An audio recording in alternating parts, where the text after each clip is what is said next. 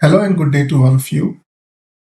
So in this part of the lecture, we are going to learn about the supervised machine learning algorithms, in which we are focusing on the classification. Inside classification, we have logistic regression and what it is, and we will learn about how it is effective for machine learning, and in which we will look at subcategories of the logistic regressions, which is sigmoid and softmax function. So let's recall the main classification of the supervised machine learning. So we have explained about the regressions, in which we have 10 types of regression algorithms. So now we are moving to the classification. In classification, we will be talking about the logistic regression and further sigmoid and softmax function. So let's start with the logistic regression. So what is logistic regression? So logistic regression is a supervised machine learning algorithms which is used for classification tasks, where the goal of machine learning is to predict the probability that an instance belongs to a given class or not. I mean, you must have to say like either yes or no. So then you have the regression analysis, the logistic regression. And it is the statistical algorithms that analyze the relationship between two data factors. So the most common logistic regression model is a binary outcome, such as yes or no, 0 or 1, or something that can take two values, such as true, false, yes, no, and so on. So in this example, we are looking at the user age, the user income, and the user gender. So either we need some of the output in which we need to say that either the age has a certain limit. So in that it will talk about either this is correct or this is correct and this is correct, then it goes to yes. Or either we will put some different classification of the logistic regression, that based on that it will say no. So I mean the last output of the logistic regression is yes or no based on the different input data. How does the logistic regression work? So the logistic regression models transform the linear regression functions like we have learned in the previous lecture, continuous values output into the categorical values output using the sigmoid function. So there is different type of function which we have. So the special task of the logistic regression is to convert the linear regression into the categorical values such as yes or no. And based on that, it will map any real value set of independent variables into a value between 0 or 1. So in sigmoid function, normally it starts from 0 to 1. And this function is known as logistic function. So let's say we have the input features. So in this multiple features we have, it's not depending on the one or two function, but it has many independent input. And also based on that, we have the dependent variables. So in dependent variable, so it will in this dependent variable, we have the different classes such as class 1 and class 2. So class 1 belongs to 0 and class 1 belongs to 1. So either it's yes or no or yes in either way. So based on that, then we apply the multilinear functions into the input data, which is x. So in this summation start from 1 to n, wi into xi plus b. So in this, actually the weight function, weight or the coefficients as, and the b is the bias term, which is this one, is known as the intercept. So let's more understand about the logistic regression with the example. So in this example, which is shown on the right side of this slide, so the logistic regression actually predicts the output of the categorical dependent variables. So therefore, the outcome must be categorical or discrete values. And it can either be yes or no, 0 or 1, true or false, etc. But instead of giving the exact value, let's say from 0 and 1, it gives the probabilities values, which lies between 0 to 1. So when we plot the data, let's say the probability of getting promoted, and on the x-axis we have the work experience. So in this type of regression analysis, so we will have discrete values rather than the 0 or 1. But the values will be, obviously we have the threshold, So in logistic regression, instead of fitting regression lines which fit as an S-shape logistic function, which predicted two maximum value, which is 0 and 1. So either the logistic regression, so your data will be here. So you will have either the data above 0.5, which will consider as 1, and this is considered as 0. So in that other mean, we can have this is no and this is yes. So if the data goes up above 0.5, then we consider as a yes. So the promotion or the probability of getting promoted is more in that sense. So obviously there are different type of logistic regression. So basically there are three main type of logistic regressions. The number one type of regression is binomial regression, or also we call it binary regression. So in this type of binary regression, logistic regression, there can be only two possible types of dependent variables, such as 0 and 1, either pass or fail. Like in this case, like two categories. So if we have either yes or no, so this is called the binary logistic regression. So the second type of logistic regression is multinomial, or also it's called the nominal regression.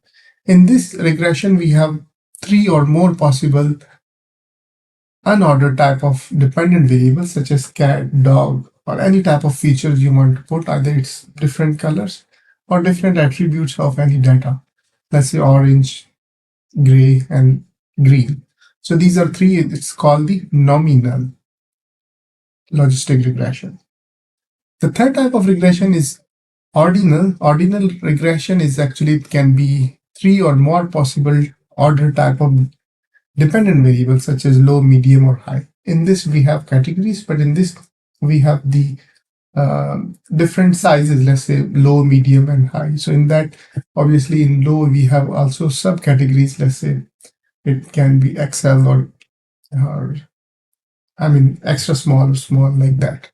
So that is different type of logistic regression we have in our logistic regressions. So let's look at, because previously we have learned about the linear regression as well. So look at the difference between linear and logistic regression. So this is a table which explains actually the differences between the linear and logistic regression. So let's look at the first difference, in which it is linear regression is a continuous dependent variable, but the logistic regression, as we learned just now, it's a categorical dependent variable. And the another thing is, this is actually solving the regression problem, but it is logistic regression, it solves the classification problem. And also in another difference is that in this linear regression, we have the value of continuous variable, but in this we have categorical variable. So it is actually normally we have the best fit line from the data, but in this type of logistic regression, we have the S-curve. So the least square estimation in this method we use in linear regression, but in this we use maximum likelihood estimation method. Another difference, which is the output must be continuous values, but in this must be categorical value. And another difference is the linear relationship between the dependent and independent variable, but in this we don't require any linear relationship. And last but not least, the difference is this may be collinearity between the independent dependent variable, which is similar as the above point, but there should not be any collinearity between the independent and dependent variables in the logistic regression. So this is a graphical differences between linear and logistic regression. So let's say if we have the similar type of data, let's say this data is plotted here and this one is here. So y is 0, y is 1.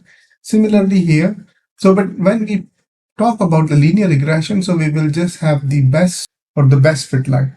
But in this case, we normally plot the data which is showing is the S-type curve, because we have to look at the maximum point at here, and this is the maximum point. So this is the above.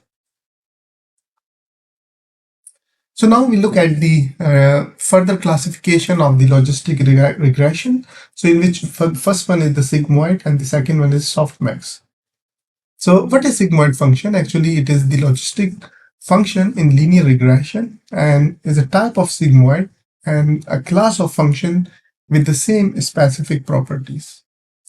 So if you look at mathematical function that takes a real number and maps it to a probability between 0 to 1. So the formula is given here, f of x is equal to 1 over 1 plus exponential power minus x. So over here, the sigmoid function form the S-shaped graph, which means the x, which this one approached the infinity, and the probability become 1. And also the x approaches to negative infinity, approaches become to 0. So over here you can see this is a very good example. Let's say over here you can see the data is plotted based on this, and it comes up to the S-type S shape of the sigmoid function. We have further example of this one as well. So let's look at the further understanding of the sigmoid functions for the logistic regression. So the sigmoid function is fundamental elements of the logistic regression, which allows us to map the linear combination of the input features through probabilities. And also understand the sigmoid function role in logistic regression is also very essential for grasping the inner working of this widely used machine learning algorithms. And what are the function of the logistic regression or the sigmoid logistic regression? So the first thing is it is the S-shaped curve. So the most prominent characteristics of the sigmoid function is the S-curve shape, which makes the suitable for modeling the probability of the binary, which is 0 and 1, in between 0 and 1. So the second property is the bounded output. The sigmoid function always produces the value between 0 to 1, which is the ideal for representing the probability, because in probability we looking at the 0 and 1. If it is a decimal number, then probably it has the more complications on that. So the symmetry of the data is also very good. I mean the shape of the sigmoid function. So if you look at the sigmoid function, is symmetrical from 0.5. So look at the 0.5. So this is symmetrical, goes up to here and also the here. I mean the similar shape on the above and down, 0 to towards 0 and toward 1. So the sigmoid function is differentiable, allowing for calculation of gradient necessary for the optimization algorithms like the gradient descent. So now we look at the softmax function. So the softmax function is also known as the soft argmax or the normalization exponential function, which convert a vector of k real numbers into the probability distribution of the k possible outcomes. So what is the difference in the sigmoid and the softmax function is actually it is the generalization of the logistic function to the multiple dimension. I mean, it can be used multi-logistic regressions. So this is a differentiation about the softmax function and the sigmoid function. So in sigmoid function, normally you have the two classes. So we have two output, either yes or no or 0 or 1. In softmax function, it must be greater than 2. I mean, the classes should be more than 2. So let's say the class 1, 2, 3, and so on, up to the k number of classes we have in the softmax functions. So other differences that the sigmoid function activation function finds its application in the scenario where the output of the neural network needs to be continuous. Some of the common applications include the binary classification of the logistic regression model and the hidden layer of the neural networks. But if you look at the softmax function, which is the activation function, on the other hand, it is the primary use for situation where the output of the neural network is categorical. So the area where the softmax function is found is its utility. Its use in artificial intelligence and convolution neural network, the multi-class classification methods, reinforcement learning. So these are some of the application of the softmax function. So with that's all, thank you so much. Hopefully we will continue with the other type of machine learning algorithms, which is the supervised machine learning algorithms. Okay, with that's all, thank you so much and have a good day.